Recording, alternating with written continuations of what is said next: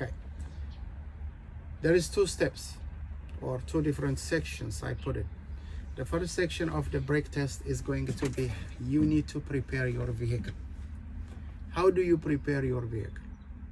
Okay, before you start doing the actual test, make sure your vehicle is ready for the test. How do we do it? We make sure we need to have that 100 and 120 psi, 120 to 140 on the air gauge. Once if you complete that one, we are going to do release all the brakes, no brakes at all. And the last one is going to be release all the brakes. Okay, make sure we need to have 120 to 140 psi. Make sure the vehicle is on the off position, not the engine is not running, but the key is on the on position. Engine off and the key on position. And the other one is make sure that all the brakes has to be released. No service brakes, no parking brakes, no brakes at all. Okay. One more engine, we need to have enough air, 120 to 140. The engine must be on the off and the key must be on the on position. And also no brakes on the vehicle, no parking brake and no service brake. Those three has to be completed. That means your vehicle is ready for the test. Okay, remember, we did not start doing the test yet. We are just preparing the vehicle for the test. Before you even start thinking to do the testing part, these three has to be complete. Okay, once if you complete these three, we're gonna move on the test part. Okay, where are we gonna start? We're gonna start from 1 minute brake test. That's the first one. We push the brake for 1 minute and we see if our vehicle has a leak between about more than 4 psi for the class S and 3 psi for the class B. So we are going to see, we minute it, we timed it, and we watch if our vehicle has more than 4 psi leak. That's the first one we do. The second one is going to be a warning test or alarm test. We pump.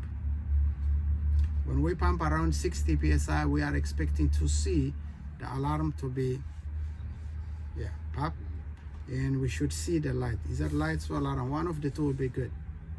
Don't be panic if you don't have alarm and the light is only on, or don't be panic if it is the light is on and the alarm is not. One of the two will be acceptable. So but around 60 psi, we expect to see the alarm or the light or both.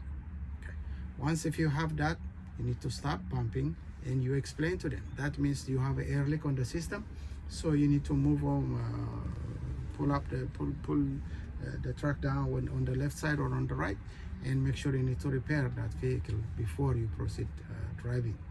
Okay, and once if you complete that testing, the third part of the test is going to be a pop-out test.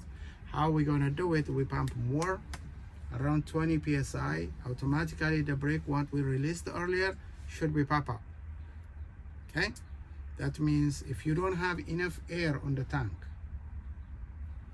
we always, when we start, we have 120. Remember, when we start the testing, we have 120. When we finish the testing, it is 20. Since we don't have enough air on the system, the brake, which is the one we released earlier, automatically should pop up.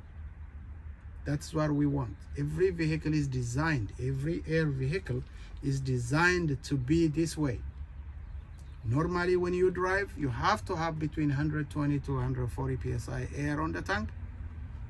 If you have the air leak around 60 psi, it has to give you a sound, because you know it's just telling you you have a problem, you have an air leak. That's the second one.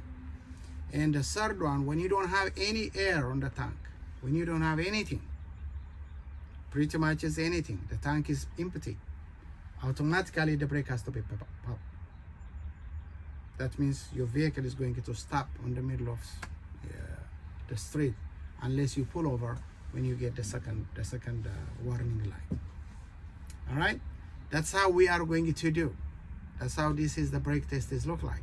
Remember, we have two sections. First, we have to prepare the vehicle, And second, we have to do the actual brake test. The actual brake test. Before you do the actual brake test, make sure your vehicle is ready for the test. Okay? Anybody has a question? Yeah. How about the service braking, 5 miles per hour? No, that's I'm not there yet. Okay. I'm just doing this one. Once if you complete this, anybody has more question? Any more? All right. Once if we complete this one, as you see it, the air tank is empty, so the gauge is not going to show you anything. So it's only 20 or less. We have to restart the engine. When we restart the engine, the air is going to come up, start building back up. When we get 120, we are going to test the parking brake, and we are going to test the service brake. Remember, we are assuming automatically when it is pop out, we are assuming the brake is holding, the vehicle is stopped. That's what our assumption. Sometimes it might not. Okay, so we have to test the parking brake is working or not. We have to test the service brake is working or not. That's where that test comes. Once if you build the air back up to 120, you put the gear, or you put the drive, or for those of you guys, you put the first gear, and you try to go. Remember, when it is pop out, the parking brake is holding. It should be holding. But now we are testing, is the parking braking working or not working? So how do we do it? You put the gear and we try to go against the brake. If the vehicle is stopped, that means your parking brake is working. Okay? Once if we tested that part, we're gonna go to the service brake testing. We need to release all the brakes. We need to put the drive, and we move. When we move, we push the service brake. If the vehicle is stopped, that means the service brake is working. That's what those two tests comes. After you finish those 3 steps test, and you're gonna move, start the engine, build it back up, and we're gonna do the other one. All right? Okay. Here's what we're gonna do. I'm going to start and do or perform the brake test one time. All right? We good? Yeah. All right.